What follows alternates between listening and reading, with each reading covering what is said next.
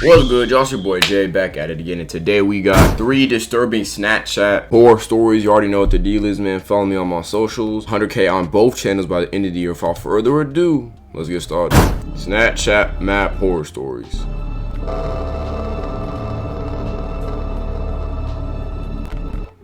Ever since Snapchat implemented that new Snap Maps feature, I ain't it gonna lie. basically lets you stalk it.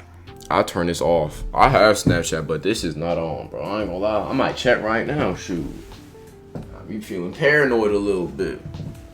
But I ain't gonna lie, bro. Yo, Snapchat, number one, if you, like, once I get older, I'm not even probably gonna have Snapchat. I ain't gonna lie, but shit. That map shit is off, bro. Like, yo location should not be off. Like, like me personally, I wouldn't even want to risk that shit. Like, that is too much. Like, that is too much of a risk. And if you are gonna have it on, that should only be for like your mama, your dad, and like your girl. Everybody else does not need to know where I be at, man. Be real with you. Any of your friends' locations. Well, any of your friends who choose to have it enabled. For some reason, I used to have it enabled. I guess Turn that thing off immediately. because I liked my friends to see that I was busy a lot or something dumb. I'm in 11th grade, a junior in high school. Snapchat is obviously a huge thing these days in high school. If you don't have one, your friends will likely question why not.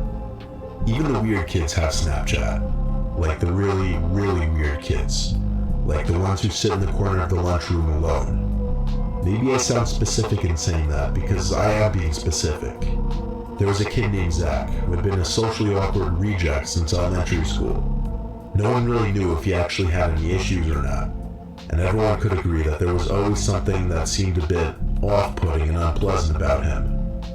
Apparently the kid was on Snapchat and was somehow getting people's Snapchat usernames. My username was one of them, apparently, because one cold December day, I got Zach Meister added you as a friend from Snapchat. I already knew it was him, so I added him back. I don't know why. I guess because I'm just too friendly of a person. Yeah, I ain't gonna lie, bro. If I don't know you, I'm probably not gonna add you back, bro. I gotta know you in real life first, money. I don't want randos on my Snapchat unless I'm trying to make money from it and get monetized on Snapchat. But like, other than that, nah, man, I ain't gonna front. After adding me, he sent me a picture and then a video. I didn't want to open it because I knew it would be weird, but I was also curious to see what it was. I waited a few hours to show as much disinterest as possible. I opened it when I was in my bed, and what it was weirder than I thought it would be. Terrible idea to open it in your bed, money. Picture of me sitting in the lunchroom at school, but then the video was when the bell rang and everyone in the lunchroom got up, including me obviously, and he zoomed in on me and recorded me as I left the lunchroom. The worst part was the caption at the bottom, which said cute LOL. I ignored it. I was so close to removing him, but for some reason I didn't have it in me to do that. Yeah, if I see that, I'm removing you, my nigga. I don't know you, and the first thing you send me is calling me cute. Yeah, you're gone. You're off. That night, laying in my bed watching TV and Snapchatting friends, Zach, aka Zach Meister, messaged me on Snapchat. Unfortunately, I accidentally clicked the notification right away, which took me to his message, which said, "You live on Mason Street?" I answered back yes. He answered back immediately. I planned on not opening his chat this time though, not for a long time. But the longer I waited, the more he messaged me. I was so close to blocking him, it was not even funny. He started sending me pictures now, pictures I was not planning on opening tonight. I knew that the longer I took to respond, the less interested he would be. So I put my phone down on the desk, turned off the TV, and went to sleep. The next morning when I woke up, my window was wide open, as well as my closet door. I literally mumbled to myself, "What the fuck?" I didn't remember opening either of them, but my room was absolutely freezing. I saw a bunch of new notifications from Zach on my phone. Then it sank in. What if this was him? I opened Snapchat in a hurry and opened the snaps from Zach. I ain't gonna lie, I'm snitching on your ass, boy. I'm snitching on you. It started with pictures of a sidewalk last night, then a picture of my house, then a picture of my bedroom window, then a picture of me taken through the window, then a picture of Zach standing inside my room, then a picture of me in my bed taken from my closet. That was the last picture. I'm not gonna lie, Zach, I'm beating the fuck out you. I'm beating your ass. Next time I see you in school, I'm ragged on your little body ass, boy. Messages. There were so many messages, a lot of them starting with, "Answer, why do you take so long to answer?" Then later on he said, "I'm gonna come visit you, LOL, you have your Snap Map on too." Then he said, "I like watching people sleep." And this is why your Snap Map should never ever be on, my nigga.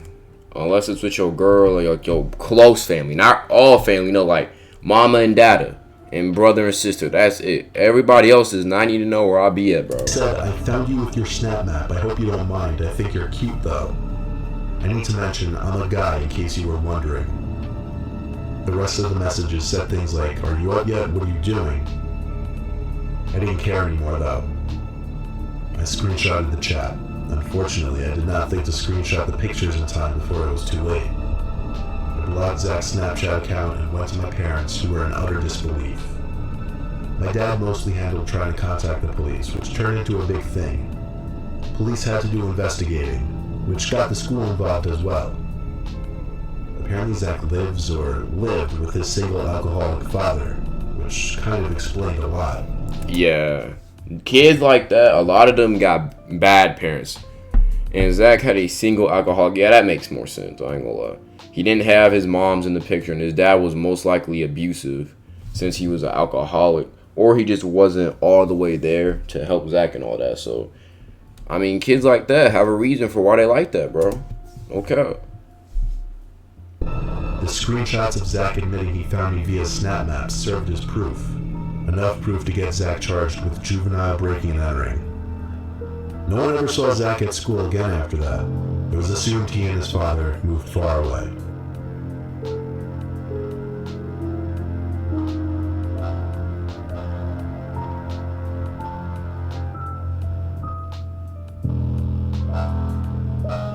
I've been using Snapchat for a little over a year, just as a way to share cool or funny things that are going on in my life. You know that in high school there was always that one weird kid who acts like a psycho? The one who would quote-unquote prank someone by putting a dead rat in their locker? That kid at my school was named Alex. Alex had done a lot of questionable things, and he's been suspended multiple times. He had brown hair that was always a bowl cut, and had really pale skin, vampire pale. One day, I got a notification on my phone while I was playing some video game. It was from Alex. I didn't remember adding him, but then I thought he must have seen my snap code from my Instagram page or something. It was weird though, I could see a score, which means I did add him back at one point, I just don't remember when. I put my phone down until I died in the video game I was playing. I unlocked my phone and opened Alex's snap. It was an extremely zoomed in picture of a door handle, more specifically a locking mechanism. See, now I'm gonna have to block you, bro. You can't just send me like a regular photo, money. Like, this is why you don't add everybody, bro.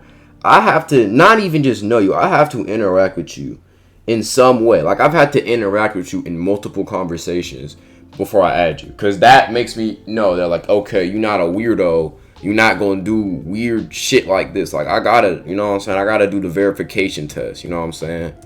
It was captioned, "Hello." I actually got a screenshot of the picture. Good.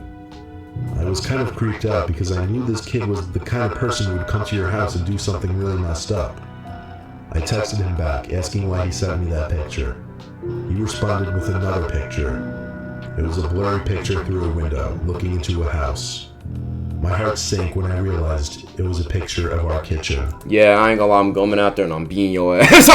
I'm running out that motherfucker and I'm stomping your ass out, bro. I'm dead ass, like, I ain't about to play with you, bro.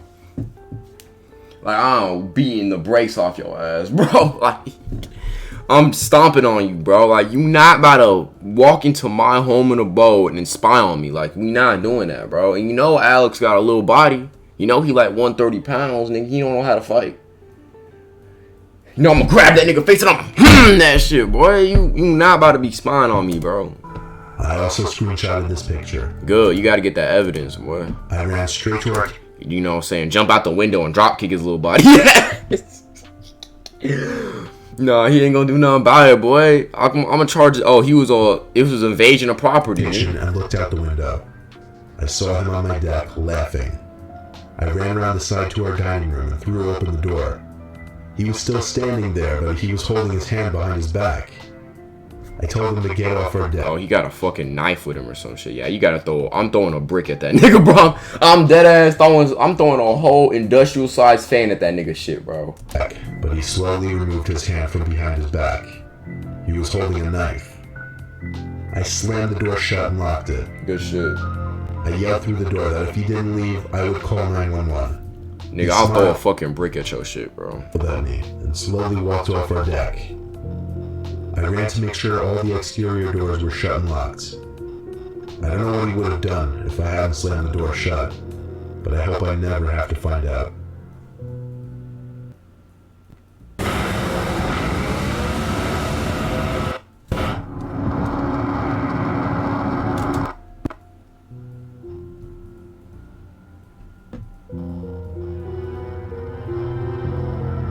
This is a short story, but it started just 2 days ago, and it has me scared shitless.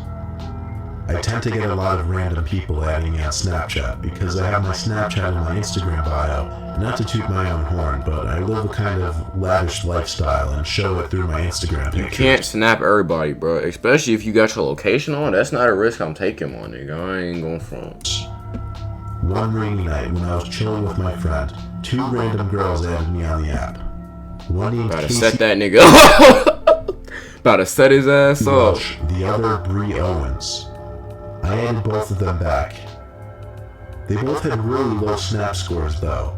Like one had a snap score of 200, the other had a snap score of a couple thousand. I figured, okay, that was that. I'd wait and see if they sent me anything. Sure enough, the one named Casey snapped me a black screen with the caption, "You're cute." I ignored the message. It seemed like someone was messing with me. I checked the Snap Map and saw that both of the girls shared their locations. In fact, the 2 of them were apparently together in a car not too far away from me. You better pull up to that. You think you gonna get some action? It's gonna be 40 more young YNs, Vons, Lil Durks, Baby Keith just chilling in the car, bro. Just chilling at the crib, bro. They gonna rob your shit. Absolutely anyway, not. I had to go home. The weather outside was getting worse and it was getting late.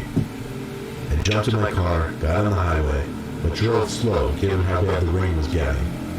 There weren't many, if any, cars on the road at this point, until one car finally caught up behind me in the middle lane and stayed behind me for a while. I got off the highway to my town's exit, as did the car behind me. Yeah, that's suspicious as fuck, I ain't gonna lie. We on the highway and you falling behind me and you don't like try to get ahead of me or like switch lanes, like that's OD suspicious. Like I gotta lose your ass. Really weird. I took the left turn off the main road down the street towards our house. So did the car behind me though. You just gotta speed past your house, bro. I ain't gonna lie. Do not slow down even a little bit. Cause they ain't gonna know where you live and shit. So you gotta keep going, loop around, all that shit. Now it was slightly questionable. I pulled up Slightly, nigga, that is questionable. You follow me down 2 exits into my hometown, like that is OD, and it's the only other person on the highway. That is not a coincidence. House's driveway and turned off the car. The car that was behind me slowed down once it passed our driveway, then came to a halt.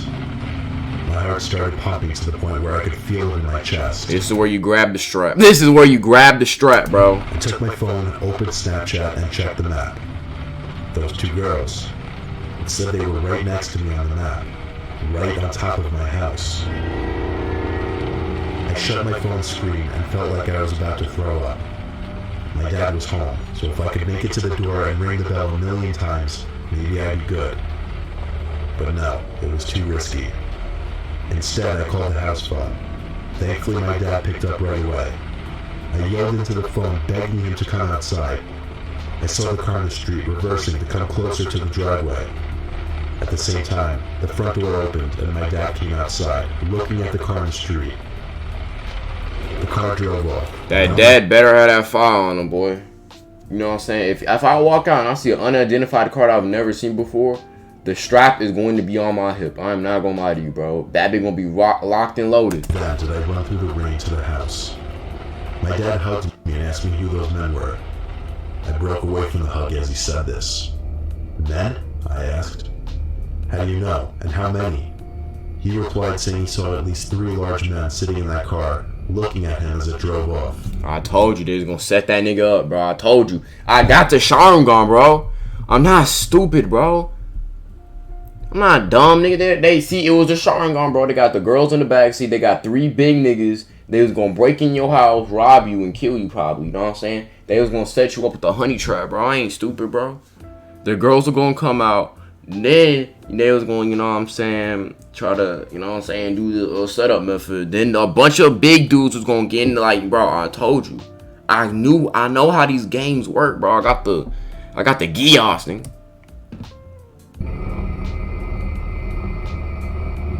Last night, I woke up to noises outside my window. Like leaves crunching. You better show all them sound effects, boy. Log off this motherfucker. Watch this in full. It's 5 in the morning. It's early as fuck. The sun ain't out yet as I'm recording this. Chill, boy. Moved around. People were outside my Y'all can call me scared. I'm doing this. I knew the blinds were open. I didn't want to look. I was too horrified to look at that window. Then I heard, I know you're up. Don't move a muscle. They're at the window. It was my dad.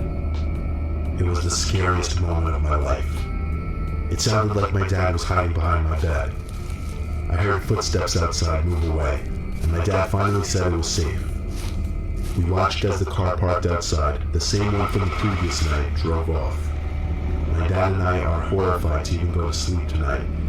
My dad said he's ready to call the cops at the slightest sign of something happening. I'm calling 911, bro. You gotta get a pic of the license plate. I ain't gonna lie. I'm snitching, bro. Like, some people gonna be like, why are you snitching? Handle it, nigga. I'm snitching, bro. I'm not a thug, bro. I'm not obliged to follow the street codes or whatever. I'm snitching on the authorities, nigga. I'm a law-abiding citizen. Yeah, if the suspect car is following you, never go straight home. That's what I'm saying. I'm never going straight home. Like, I'm not even turning to my neighborhood. Like, I'm gonna just keep going. You know what I'm saying? Drive to a police station. That's what it is, boy. Drive to the police station. Drive around. Circle around. Like, do not drive. That's what I'm saying. Drive to the police station, or at bare minimum, don't fucking drive home, nigga.